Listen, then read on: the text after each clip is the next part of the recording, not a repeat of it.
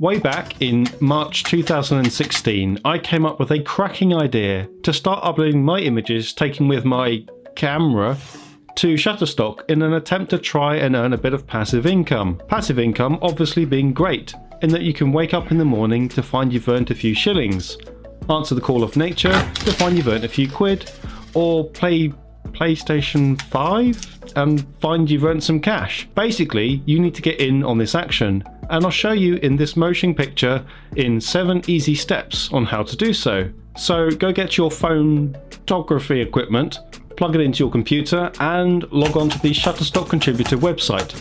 See a link in the description. At this point, I really do need my newer computer, so perfect. But also, I need to sort this screen aspect ratio out. There we go. And we last need to get this picture signal just right. Lovely. Step 1. You'll want to first start by selecting a small number of images that you have already taken from holidays, for example.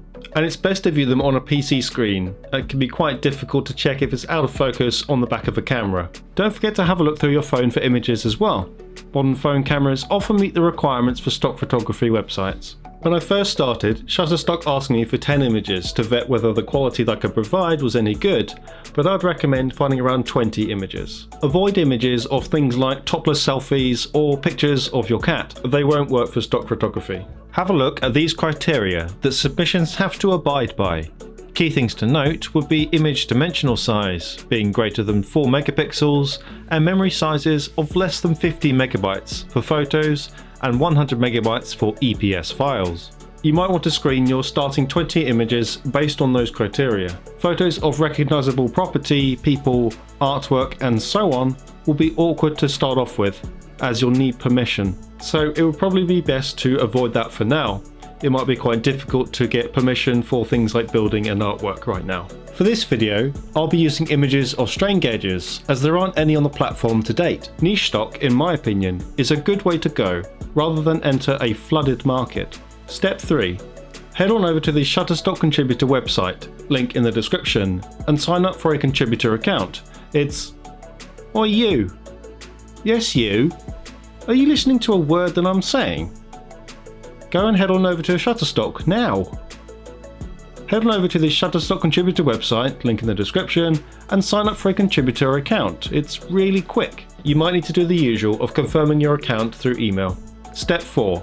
Navigate to submit content. Drag and drop your photos and follow the instructions on screen. Once processed, you'll need to enter details about all of your photos, including title, categories, and keywords. These are really important to make sure your photos get discovered, so the more specific you are, the better.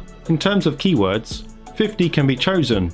I normally don't get to 50, but more like 30 to 40. I've heard some people say that around 30 keywords will work out okay. This is the location you choose between editorial and commercial, where all of my images are commercial. Editorial is less familiar to me, but it broadly categorizes things which are newsworthy and for public interest. This is also the location where you upload your releases. Once you've filled in all of your details, click submit, and then it's now a bit of a wait. Step 5. Your photos are now being reviewed. You can tell as they sit under this tab.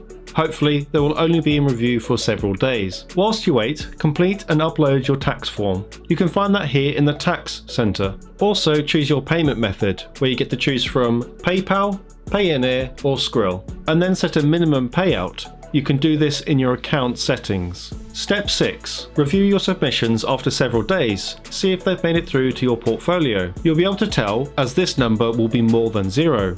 And you can see what images made it by clicking here. And you should also check to see if any images didn't make it. You'll see those here under the rejected tab. Don't get too disheartened if any images don't quite make it. Try again with changes or try new images. It happens to me all the time.